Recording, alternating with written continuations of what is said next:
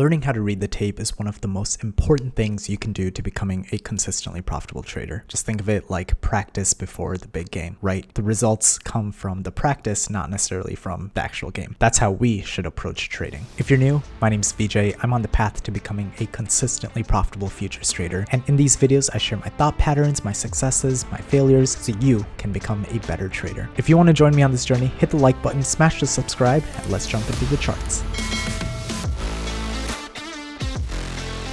Okay, we're looking at S&P 500 futures from Tuesday, August 15th, and normally I don't trade before 8:30, but I did see some setups here, and so just for the interest of tape reading, let's just go through it. We could see price came down, took out liquidity. It displaces above the swing high, which means we are in a bullish program. So price comes into this gap, we get filled, and then it goes higher. Of course, this is all in hindsight, and that's the entire point of this. You want to look at past price action, so you can look at patterns that tend to repeat, so you could apply it into live trading. But of course, I probably wouldn't have taken this trade because it's so close to 8:30, because what happens is news comes out, and this is exactly the reason I don't trade until after 8:30. Price comes down, takes out sell side, comes up here, takes out buy side. Nothing here I want to trade. As long as price is between the buy side here and the sell side here, there's nothing here that I would want to trade, because in this chop, this is where I get tripped up, and this is where I lose a lot of money. So we're just going to stay here until it breaks out. Great, so broke up to the upside, and up here it says consolidating, and then we don't want to trade in between this range because this is where I tend to lose a lot of money. Great, so broke out through the range. Still nothing here I would like to enter in on. Price didn't take out liquidity. If it did, right here, this might have been an area of interest. So now we wait. Now it took out liquidity and it just continues going lower. So before that, take a look at this. Price went up. There was a change of structure here. It's almost like wanting to go more bearish. Price comes into this order block because these consecutive 3 candles create a bearish order block. And same thing right here. There is a bearish order block right here. These 2 candles together. After price closed below this candle comes in. We could have gotten short here and then we'd put a stop right up here. But it's not a model that I would feel comfortable entering in on. So this isn't something that I would want to trade. Price came all the way down here. Let's see if it took out liquidity. Looks like it did right here. There's liquidity here. Price came down lower. Let's see what it wants to do. This might be a change of market structure. Here is a swing high. Price breaks through that. Now I would want to enter in on this order block and I would target this bearish order block. So again, this is all hindsight. The whole point of this is to practice so we could see patterns repeat when there's real market conditions. So this is where I would enter. Let's see if we get tagged in. Okay, we do get tagged in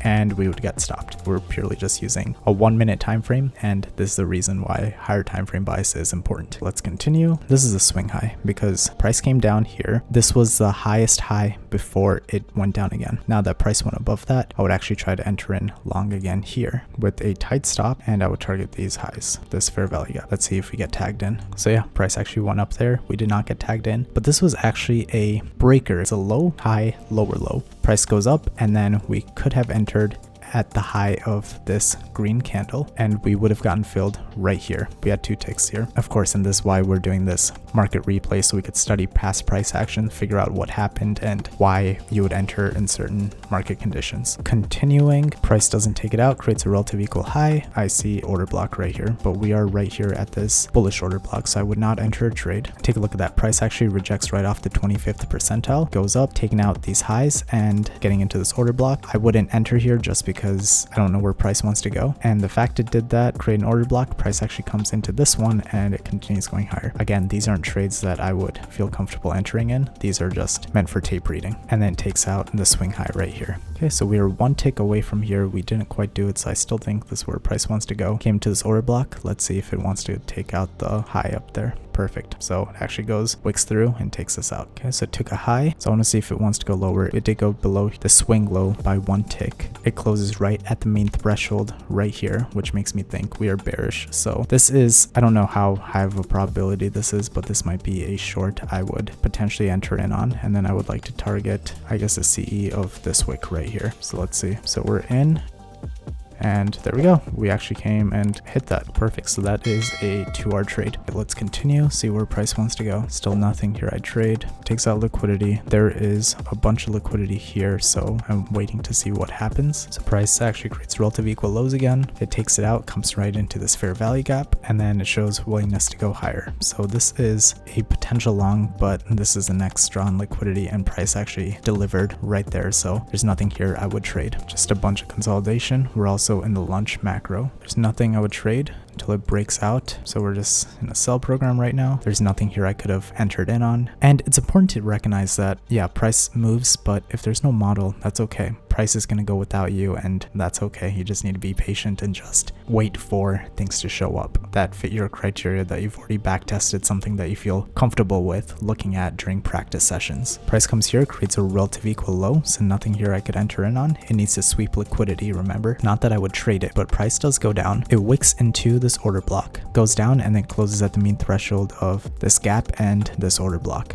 Comes down, this also closes at the mean threshold or lower, and then continues going lower. Again, this isn't something I would trade, it's just for me to recognize patterns in the market. Good, continuing lower. So there is a swing high here. Price comes down, it wicked through. It looks like it broke the swing high, so I'm looking for longs here. This isn't that aggressive a wick, so I actually don't know what's going to happen, and it did come into this order block, so it may not even be a good quality trade, but I'm going to target the C here, and it's only a 1.2 hour trade, so we'll see. We would get in, still not in, and we're going to probably get stopped out. Oh, there we go. We did one. So again, the reason why I took this trade is that there's a swing high here. Price came, took out liquidity, and then it broke above the swing high, which indicates we're in a buy program. So I entered on this order block. I could have also entered in on this order block for better risk to reward, and then we exited right at the CE of this wick, even though price can continue going higher. Okay, let's continue. Price goes ahead, takes us out, but nothing here I trade. It did come into this fair value gap, which is a potentially bullish sign, but right here, the fact that it's stopping right at this bearish order block means that I don't know which way price wants to go. I am kind of bullish, but I wouldn't necessarily enter this. But let's just say I did enter it. I would enter at this fair value gap, put a stop right here underneath the end of the fair value gap, and I would target these highs. Again, this isn't a trade I would take because I'm just not confident in it, but this is what I would do. So we would have gotten filled right here, and that's it. We would get stopped out. So this is why reading the tape and going through this exercise is super important, because you would see what models work for you, what models don't. And even before I enter this, I just did not feel comfortable with it. Let's continue. There needs to be a sweep of liquidity before I enter anything. So price did come down, took out this liquidity. There's a swing high here. It needs to break above this. We're just chopping around and we wait. Yep, so nothing here you want to trade in. This is where you would get hurt. So it did break above the swing high, which means we are in a bullish program. I would want to enter in on this gap in this order block, put a stop here, and then I would target these highs or this order block right here, but only if there is at least a 1R risk to reward. Okay, 1.6. Let's see if we get tagged in. We're in.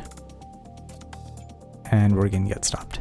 Yeah, we got stopped aggressively right here. So let's analyze what happened. Price actually went into this order block right here, this bearish order block. And after it hit that with this wick, it rejected. So I should have noticed that rejection and should have just canceled the order. But of course, that's why we do this exercise, so we can learn what works and what doesn't while tape reading. And price is going lower right here. There is a swing high. Price break structure right here on this black candle. And then the next candle comes down, wicks into this order block. So we could actually enter in long right here, put a stop right underneath that, and then I would target this order block up here, but we'll see what actually happens. We did get tagged in, but let's see.